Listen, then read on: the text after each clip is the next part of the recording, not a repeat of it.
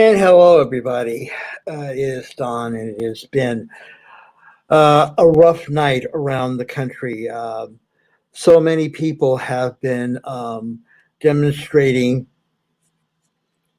in opposition and anger to what could only be described as the murder of George Floyd a few days ago in Minneapolis, Minnesota.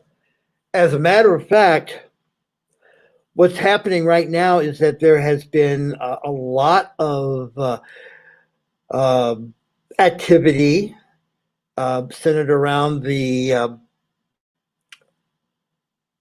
police department precinct building that was the home of the men who actually killed George Floyd.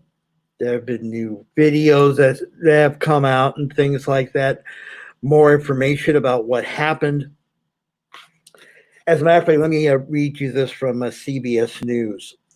Please excuse the face and all that.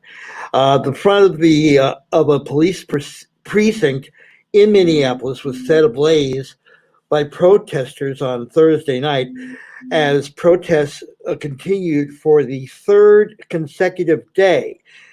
CBS Minnesota has reported, CBS Minnesota being WCCO, where you'll hear some audio that we have here a little bit later on. By the way, thanks to everyone who has come in through the live stream and those of you who are watching this on the replay. We thank you very much. Please subscribe and hit the bell and activate all notifications if you haven't done so already. The protest sparked by the death of George Floyd prompted Minnesota Governor Tim Walz to activate the National Guard earlier on Thursday. Floyd died after a police officer kept his knee on his neck. If you remember, he was screaming, "I can't breathe." Sounds familiar, doesn't it? Now, despite video evidence showing that he repeatedly told the police he could not breathe, the officer kept his knee on his neck. The fire forced the 3rd Precinct to evacuate, quoting a statement from the police department. The Minneapolis Police Department evacuated the 3rd Precinct of its staff. Minneapolis Police said in a statement that protesters, this is quoting here, forcibly entered the building and have ignited several fires.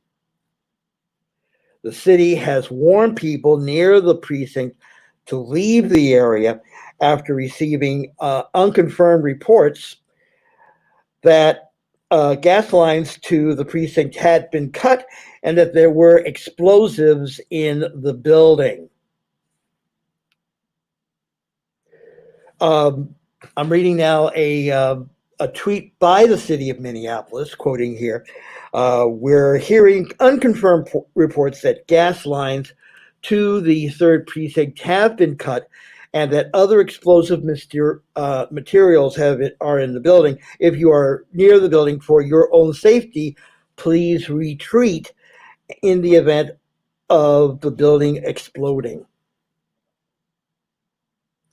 Now, at the Target parking lot near the Minneapolis Police Department's 3rd Precinct, a man was seen jumping up and down on the hood of a car that was set afire around about 7 p.m. local time there in the Central Time Zone. We are here in the Pacific.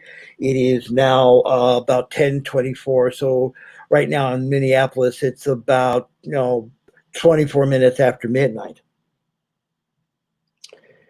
By 10 p.m. their time, there was a shooting a few blocks away, and protests had spread onto Interstate 35W, according to CBS Minnesota.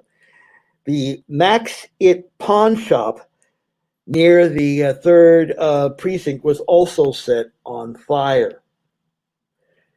Over in St. Paul, as you know, Minneapolis-St. Paul is known for being the Twin Cities. The St. Paul Police Department reported that more than 170 businesses were damaged or looted on Thursday night. Also, there were dozens of other fires. There are no reports of serious injuries, the police department in St. Paul said. What we're going to do is we're going to go ahead and turn this on. This is a live audio from the team coverage that's being done right now at WCCO Channel 4 in Minneapolis, CBS-owned television station. And this is what's happening right now, so keep listening, okay? We'll be back a little bit later on. Some additional security personnel or perimeter personnel. And by the way, the audio is being Chief, are you hearing provided from, like, by cities, sister states, CBS station KHOU-TV, who want to come out and help? Channel I know 11 that does in happen a lot Houston. when they see a situation And like we'll this be back in a going little on. bit. Yeah, I've talked to